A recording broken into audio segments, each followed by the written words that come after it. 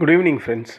இந்த ஆடியோவில் இந்த ஆப்ஷன் பையர் மார்க்கெட்டில் எவர் லாஸ்டிங்காக சஸ்டெயின் பண்ண முடியுமா அப்படின்னு அதை பற்றி ஒரு டாபிக் நம்ம பேசலாம். அதாவது ஆப்ஷன் பையர் எல்லாருமே லாஸ் பண்ணிக்கிட்டே இருக்காங்க.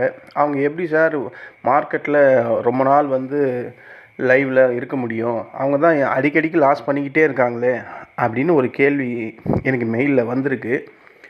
அதனால் நான் அந்த டாப்பிக்கே பேசலாம் அப்படின்ட்டு. ஆப்ஷன் பையர் மார்க்கெட்டில் லைஃப் லாங் சஸ்டெயின் பண்ண முடியுமான்னு கேட்டால் பண்ண முடியும். அதுக்கான வாய்ப்பு, அதுக்கான ஸ்ட்ராட்டஜிலாம் இருந்தால் கண்டிப்பாக பண்ணலாம். அது எப்படி பண்ணலாம் அப்படின்றத பற்றி தான் நான் இந்த ஆடியோவில் உங்களுக்கு சொல்ல போகிறேன். அதாவது ஆப்ஷன் பையர் டைரக்ட் மொமெண்டம் இருந்தால் மட்டும்தான் ட்ரேட் பண்ணணும். அதாவது இன்றைக்கி இருந்தது பார்த்திங்களா மார்க்கெட்டு 10 மணிலேருந்து ஒரு one side market, long call momentum அப்படின்னு சொல்லுவாங்க. அதாவது ஒரு சைடே மார்க்கெட் மேலே போய்கிட்டே இருந்தால் அந்த மாதிரி இடத்துல தான் ஆப்ஷன் பையர் வாங்கணும், அதாவது ட்ரேட் பண்ணணும். இதுதான் அவங்களுக்கான ஃபஸ்ட்டு ரூலு. ஸ்ட்ராங் மொமெண்டம் இருந்தால் மட்டும்தான் நம்ம ட்ரேடுக்கு உள்ளேயே வரணும். மொமெண்டம் இல்லாத இடத்துல நம்ம ட்ரேட் பண்ணவே கூடாது. அப்படி மீறி பண்ணணும்னா டைம் டிகேல நம்மளோட ப்ரீமியம் கரைய ஆரம்பிச்சிடும். ரெண்டு தான். ஒன்று, மொமெண்டம் நல்லா இருக்கணும், ஆப்ஷன் பையருக்கு மேலே பிச்சுக்கிட்டு போகணும். இல்லை சைட்வேஸ்லேயே ரேஞ்ச் பவுண்ட்லேயே இருந்தால் ட்ரேடே பண்ணக்கூடாது. நீங்கள் என்ன தான் பண்ணாலும் டைம் டிகேல உங்களுக்கு லாஸ் வரும்.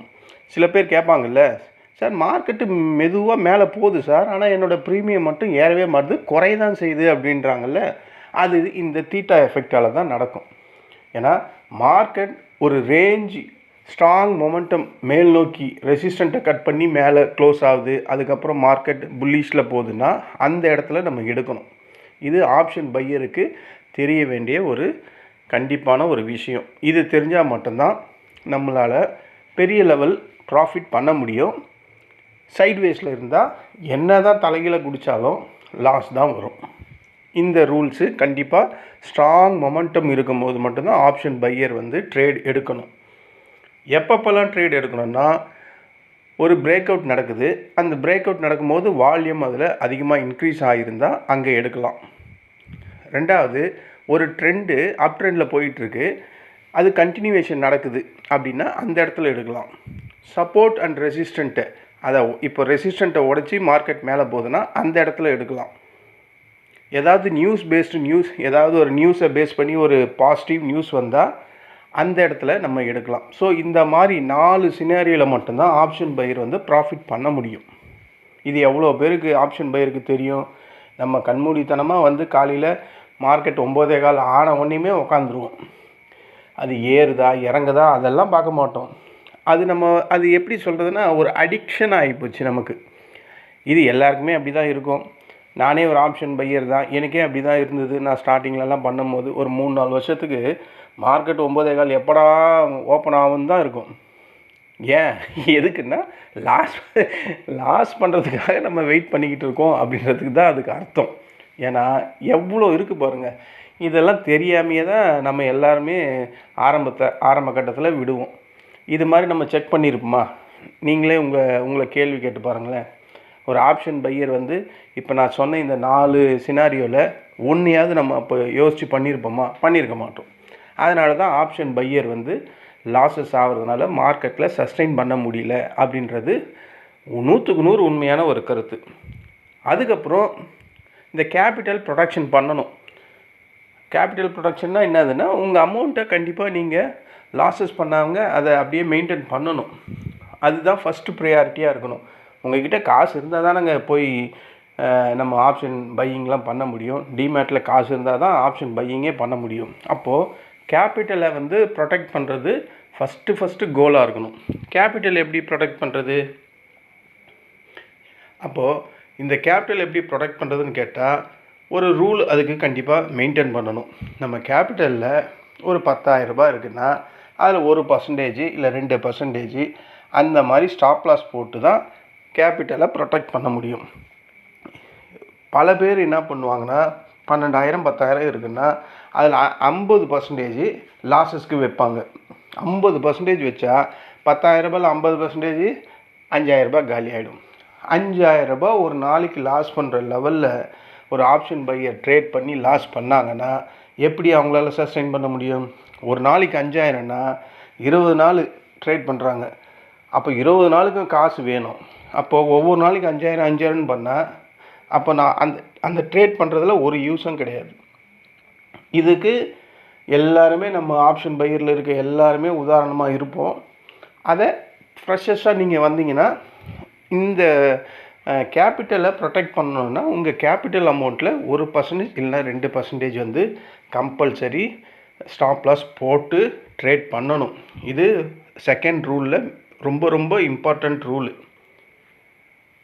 மூணாவது, நான் ஆல்ரெடி பல தடவை சொல்கிறது தான், இந்த ஐடிஎம், ஏடிஎம், ஓடிஎம் இதில் நான் எப்பவுமே சொல்கிறது ஐடிஎம் மட்டும் தான் சொல்லுவேன். இந்த மணியை மட்டும்தான் எடுக்கணும்னு சொல்லுவேன். ஏன்னா இந்த மணியில் தான் நமக்கான ப்ராஃபிட் இருக்குது. ஏடிஎம்லேயும் இருக்குது. ஏடிஎம்மில் வந்து அது ஏடிஎம்ன்றது வந்து சஸ்டைனபிளாக ஒரே ஸ்ட்ரைக் ப்ரைஸ்லேயே வந்து மார்க்கெட் இருக்காது. ஸோ அது மாறிக்கிட்டே இருக்கும். ஆனால் ஓடிஎம் வந்து டோட்டலாக நம்மளோட பாசிட்டிவ் எனர்ஜி, நம்ம கேபிட்டல் எல்லாத்தையுமே எரேஸ் பண்ணிவிட்டு நம்மளை ஜீரோவாக்கிடும், அவுட் ஆஃப் த மணி. ஓகேங்களா? அதனால் இந்த மணி தான் பெஸ்ட்டு கான்செப்டாக இருக்கும். இது அடுத்த இந்த மணியை எதில் அதிகமாக நம்ம யூஸ் பண்ணோம்னா, நல்லா ஸ்பீடாக ட்ரேட் ஆகக்கூடிய வெலாட்டிலிட்டி இருக்கக்கூடிய இண்டெக்ஸில் ட்ரேட் பண்ணலாம். நிஃப்டி 50, சென்செக்ஸு, அப்புறம் பேங்க் நிஃப்டி இதில் பண்ணலாம். ஆனால் அது பண்ணும்போது அதோட சப்போர்ட் அண்ட் ரெசிஸ்டண்ட்டை கம்பல்சரி பார்க்கணும். அதை பார்த்தா மட்டும்தான் இது இங்கே நம்ம வாங்குகிறோம், இந்த மணியை வாங்குகிறோன்னா இங்கேருந்து அது மேலே போகுமா இல்லை இன்னும் கீழே வருமா அப்படின்றத கண்டிப்பாக நம்ம சப்போர்ட் ரெசிஸ்டண்ட்டை பார்த்துட்டு தான் இந்த மணியை கூட வாங்கணும். அதுக்கு முன்னாடி இந்த ஆப்ஷன் செயின்னு ஒன்று இருக்கும். அந்த ஆப்ஷன் செயினில் வந்து நம்ம போய் செக் பண்ணணும், எங்கே ஸ்ட்ராங்கான சப்போர்ட் இருக்குது, எங்கே ஸ்ட்ராங்கான ரெசிஸ்டண்ட் இருக்குது. இது எல்லாருக்குமே தெரியும். எக்ஸ்பீரியன்ஸ் பீப்புளை பற்றி நான் சொல்லலை. புதுசாக உள்ளே வராங்கல்ல ஃப்ரெஷர்ஸ், அவங்களுக்கான ஒரு கைடன்ஸ் தான். ஸோ இதையும் நம்ம ஃபாலோ பண்ணணும். டைம் டிகேவை டோட்டலாக நம்ம அவாய்ட் பண்ணணும். டைம் டிகேவை நம்ம எப்படிங்க அவாய்ட் பண்ணுறது அப்படின்னு நீங்கள் கேட்டிங்கன்னா, அதாவது டைம் டிகே அப்படின்னு சொல்கிறது என்னென்னா, இன்றைக்கி எக்ஸ்பைரி நடக்குதுன்னு வச்சுங்க. இந்த எக்ஸ்பைரியில் போய் நம்ம அவுட் ஆஃப் த மணியோ அட் த மணியோலாம் வாங்கவே கூடாது. அதாவது வாங்கிறது மீன்ஸ் இன்றைக்கி எக்ஸ்பைரி நடக்குதுன்னா நம்ம நேற்றே அதை வந்து ஹோல்ட் பண்ணி ஓவர் நைட்டில் பொசிஷன் பண்ணவே கூடாது. ஏன்னா மார்க்கெட்டில் எப்போ வேணால் எது வேணால் நடக்கும். உங்களுக்கு ஓப்பன் ஆகும் போதே என்ன ஆகும்னா லாஸஸ் வந்துடும். ஓகேவா? அதனால் எக்ஸ்பைரி டேயில் மட்டும் ஓவர் நைட் பொசிஷனை வாங்கி வைக்கவே கூடாது. அதாவது உங்களுக்கு கண்டிப்பாக இந்த நியூஸால் மார்க்கெட் மேலே போகும், இல்லை மார்க்கெட் கீழே வரும் அப்படின்னு பர்ஃபெக்டாக தெரிஞ்சால் மட்டும்தான் ஓவர் நைட் பொசிஷன் வாங்கி வைக்கணும்.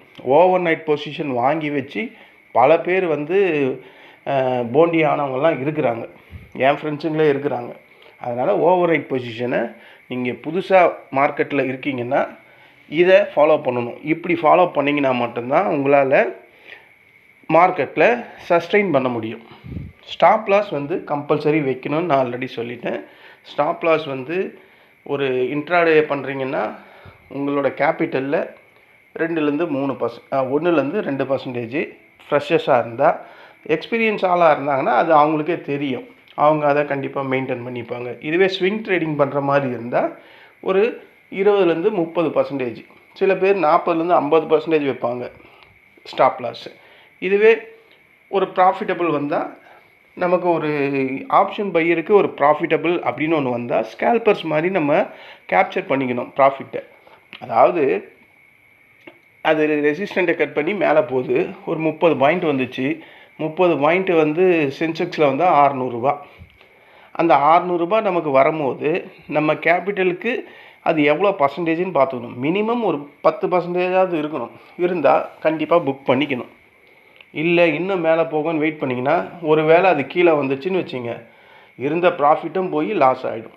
இதை ஸ்ட்ரிக்டாக ஃபாலோ பண்ணணும். மார்க்கெட்டோட டைமென்ஷனை கண்டிப்பாக பார்க்கணும். டைமென்ஷன்னா நான் இங்கே சொல்ல வர்றது என்னென்னா, entry, exit, stop loss, target, இதை நம்ம கண்டிப்பாக ரெகுலராக ஒரு பர்ஃபெக்ஷனஸ் அப்படின்னு சொல்லுவாங்கள்ல, அதாவது கரெக்டாக மெயின்டைன் பண்ணிக்கிட்டே இருக்கணும். எப்படி இந்த வேலைக்கெல்லாம் நம்ம போய் 10 மணிக்கு என்ட்ரி பண்ணோம்னா 10 மணிக்கு உள்ளே போயிடுறோமோ, 4 மணிக்கு வெளியே வரோன்னா 4 மணிக்கு என்ட்ரி அவுட் பண்ணிட்டு வரோமோ, அந்த மாதிரி ஒரு பர்ஃபெக்ஷன் இதில் இருக்கணும். இதுதான் ஸ்டாப் லாஸ், இதுதான் டார்கெட். இந்த இடம் வந்தால் வாங்கணும், நம்ம இந்த இடம் போனால் செல் பண்ணணும். இந்த பர்ஃபெக்ஷனஸ் வந்து மார்க்கெட் டைமென்ஷனில் நம்ம கண்டிப்பாக ஃபாலோ பண்ணணும். அப்புறம் முக்கியமானது இது, மார்க்கெட் ஓப்பன் ஆன போதே நம்ம ட்ரேடிங் பண்ணக்கூடாது. ஆப்ஷன் பையர்ஸ் அந்த 9:15 9 வரையும் டிமாண்ட் அண்ட் சப்ளைக்கு ஏற்ற மாதிரி வேகமாக இருக்கும். நீங்கள் என்ன தான் ஸ்டாப் லாஸ் போட்டாலும் அடிச்சிடும். அதனால் அந்த 9:15 9 விட்டுடணும். அப்போ எப்போ ஸ்டார்ட் பண்ணுறதுன்னு கேட்டிங்கன்னா 9:45 10:30 இல்லை 11 மணிக்குள்ளே நம்ம ஆப்ஷன் பையிங்க. நமக்கு தேவையான இடம், அந்த சப்போர்ட்டோ இல்லை ரெசிஸ்டண்ட் வரும்போதோ அங்கே நம்ம அதுக்கு தேவைக்கு ஏற்ற மாதிரி அந்த டைமில் வாங்கணும். எப்போ வாங்கக்கூடாதுன்னா 11 மணிலேருந்து ஒரு 1:30 2 மணி வரையும் வாங்கக்கூடாது நடுவில். ஏன்னா அது அதிகபட்சமாக ஒரு சைடு வேல இருக்கும், இல்லைனா ஒரு ரேஞ்ச் பவுண்டாக தான் இருக்கும். இதை டோட்டலாக அந்த டைமில் அவாய்ட் பண்ணணும். நீங்கள் பெரும்பான்மையான டைமில் வந்து மார்க்கெட்டு ஒரு 1:30 2 மணி வரையும் கண்டிப்பாக சைடு வேல தான் இருக்கும் அதிகப்படியான டைமில். எப்போனா ஒரு ரேர் கேஸு திடீர்னு மார்க்கெட்டில் புல்லிஷ் கேண்டில் சல்லுன்னு மேலே போகுதுல, அது மாதிரி எப்போனா ஒரு வாட்டி மார்க்கெட் நல்லா மேலே கீழே ஏறிக்கிட்டு இருக்கும். ஆனால் அதிகபட்சமாக வந்து சைடு வேல தான் இருக்கும். இதுவே 2 மணிலேருந்து 3:15 மறுபடியும் பார்த்திங்கன்னா மார்க்கெட் கொஞ்சம் வேகமாக இருக்கும். இதை கண்டிப்பாக நம்ம அந்த என்ட்ரி டைமை எப்படி எந்தெந்த டைமில் என்ன பண்ணணும் அப்படின்றத நம்ம தெரிஞ்சு வச்சுக்கணும். இந்த மாதிரி நம்ம எல்லாமே தெரிஞ்சு வச்சுக்கிட்டா அப்புறம் மார்க்கெட்டில் ப்ராஃபிட் பண்ணுறது வந்து 100% அக்யூரசி வரும் அப்படின்றத நம்ம எக்ஸ்பெக்ட் பண்ணக்கூடாது. 100% அக்யூரசிலாம் பண்ணால் மார்க்கெட்டில் ப்ராஃபிட்ன்ற பேச்சுக்கே இடம் இருக்காது. அதனால் மினிமம் ப்ராஃபிட் வந்தால் நம்ம புக் பண்ணிக்கணும். அதே மாதிரி ஸ்டாப் லாஸை போட்டு வெளியே வரணும். ஸ்டாப் லாஸ் ஹிட் ஆயிடுச்சுன்னா மேனுவலாக போய் அதை மறுபடியும் எடிட்லாம் பண்ணக்கூடாது. இன்றைக்கி லாஸ் ஆகிடுச்சா, சரி ஓகே அப்படின்னு ஒத்துக்கிட்டு அதை க்ளோஸ் பண்ணிடணும். இல்லைன்னா அடுத்த என்ட்ரி அதில் போகக்கூடாது, இல்லை மேனுவலாக எடிட் பண்ணக்கூடாது. இந்த மாதிரி ரூல் பேஸ்டெல்லாம் இருந்தால் ஃபாலோ பண்ணால் புதுசாக வர ஆப்ஷன் பையர்ஸ் எல்லாமே மார்க்கெட்டில் சஸ்டைன் பண்ணலாம். இதுதான் அதுக்கான ஒரே வழி. இதெல்லாம் நம்ம இல்லைங்க, இதெல்லாம் என்னால் பண்ணவே முடியாது, எனக்கு 9:15 ஆகிடுச்சுன்னா மார்க்கெட்டில் அந்த ஒரு விதமான ஒரு நர்வஸ்னஸ் ஆகிடுது, என்னால் கண்ட்ரோல் பண்ண முடியல. அதாவது அதுதான் அந்த சைக்காலஜி. அதை என்னால் மெயின்டைன் பண்ண முடியல, என்னால் ஓவர் ட்ரேட் பண்ணாமையும் இருக்க முடியல அப்படின்னா உங்களால் ஆப்ஷன் பையர் அப்படின்னு நீங்கள் புதுசாக உள்ளே வந்தீங்கன்னா உங்களால் மார்க்கெட்டில் சஸ்டைன் பண்ண முடியாது. இது மாதிரி எவ்வளோ பேர் இருக்காங்க புதுசாக வந்து மார்க்கெட்டில் சஸ்டைன் பண்ண முடியாமல் பாதியிலே வாஷ் அவுட் ஆகிறவங்களாம் இருக்காங்க. நான் 11 வருஷமாக இருக்கிறேன், நானும் வாஷ் அவுட் ஆகியிருக்கேன். பட் அதெல்லாம் இப்போ நான் அனுபவபூர்வமாக உணர்ந்ததுனால நான் அதை என்னுடைய அனுபவத்தையே பல தடவை சொல்லியிருக்கேன். இது வந்து காமனாக எல்லாருக்கும் தெரிய வேண்டியது. ஆப்ஷன் பையர்ஸாக உள்ளே வரீங்கன்னா இதெல்லாம் நீங்கள் ஃபாலோ பண்ணால் மட்டும்தான் உங்களால் மார்க்கெட்டில் லைஃப் லாங் சஸ்டைன் பண்ண முடியும். இதெல்லாம் கொஞ்சம் ஃபாலோ பண்ணுங்கள். டிசிப்ளின் இருக்கணும், அந்த டிசிப்ளினில் ரூல் இருக்கணும், ரூலில் ஒரு மினிமமான ரிஸ்க் இருக்கணும், அந்த ரிஸ்க்லேயும் சில கண்ட்ரோல் இருக்கணும். இதெல்லாம் ஃபாலோ பண்ணால் நம்ம மார்க்கெட்டில் சஸ்டைனபிளாக இருக்க முடியும். இதுதான் இந்த ஃப்ரெஷர்ஸாக சில பேர் கேட்டதுக்கான மார்க்கெட்டில் சஸ்டைன் பண்ண முடியுமா சார் ஃப்ரெஷர்ஸால் அப்படின்னு கேட்டால் பண்ண முடியும். ஆனால் அதுக்கான சில விதிமுறைகளை நம்ம ஃபாலோ பண்ணால் மட்டும்தான் முடியும் ஃப்ரெண்ட்ஸ். இதுதான் அதுக்கான விளக்கம். நன்றி, வணக்கம்.